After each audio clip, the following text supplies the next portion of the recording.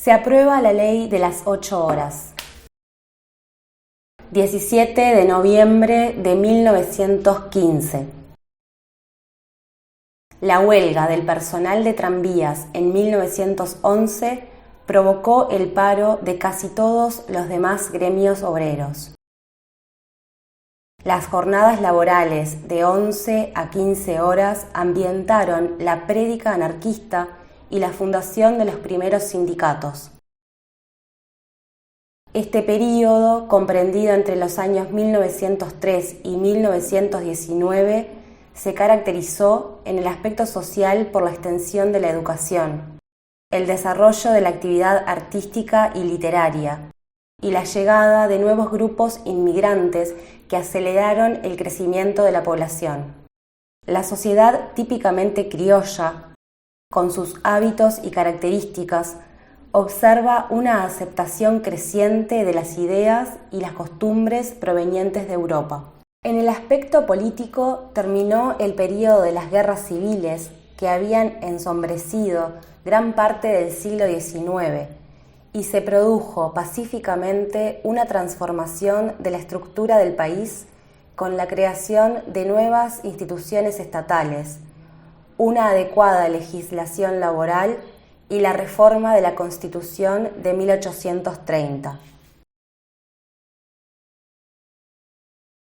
Uruguay vivió un proceso de democratización y modernización política y social que lo colocará en una posición de avanzada en Latinoamérica.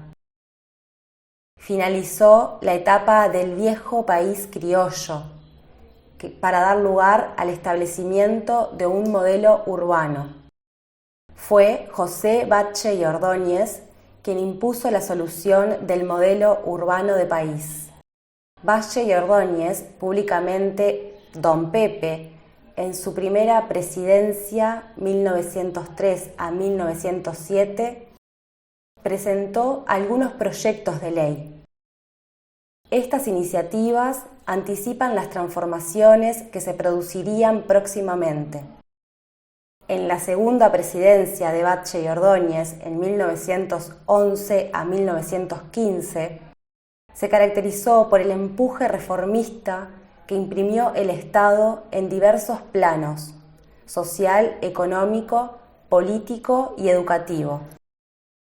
Evolución social. La clase obrera se fue organizando lentamente, enfatizando su reclamo de mejoras en salarios y horarios de trabajo.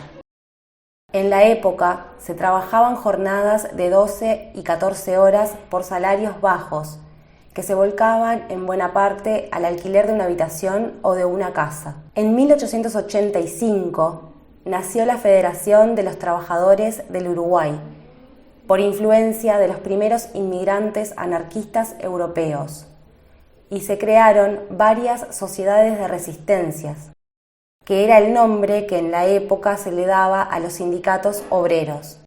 A partir de 1901, el movimiento gremial adquirió un fuerte desarrollo y en 1905 se fundó la FORU, Federación Obrera Regional Uruguaya, de inspiración anarquista.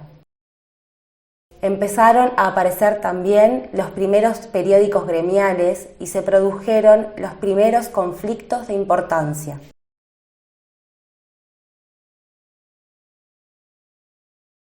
La cuestión obrera en el Uruguay. Al iniciarse el siglo XX, acompañando el crecimiento de la actividad industrial, comenzó a plantearse la cuestión obrera en el Uruguay.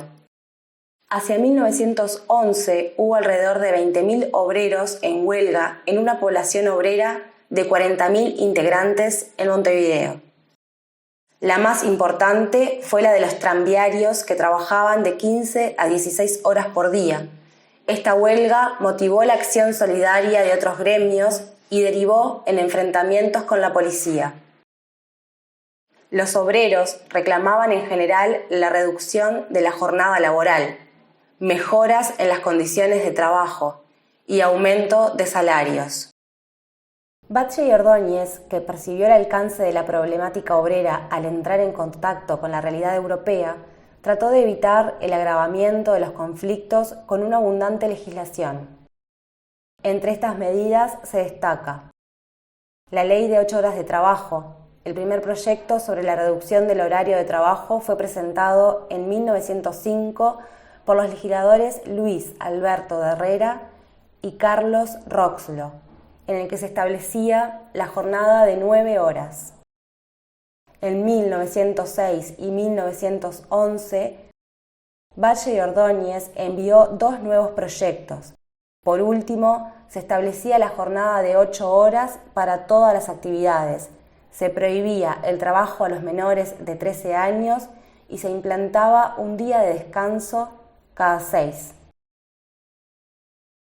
En el año 1915, 2 años antes de la revolución bolchevique de Lenin, se aprueba en nuestro país la Ley 5350, denominada Trabajo Obrero, que en su artículo 1 establece: el trabajo efectivo de los obreros de fábricas, talleres, astilleros, canteras, empresas de construcción de tierra o en los puertos no durará más de 8 horas. Iniciábamos el siglo XX con una ley casi revolucionaria para la época. En otras partes del mundo, los trabajadores eran apaleados, reprimidos y asesinados por el solo reclamo de este derecho. Esta ley no solo garantizaba mejor calidad laboral y de vida para los obreros, sino que, además, abría y ensanchaba el espacio para más mano de obra, más obreros, más trabajadores incorporándose a la industria y al comercio.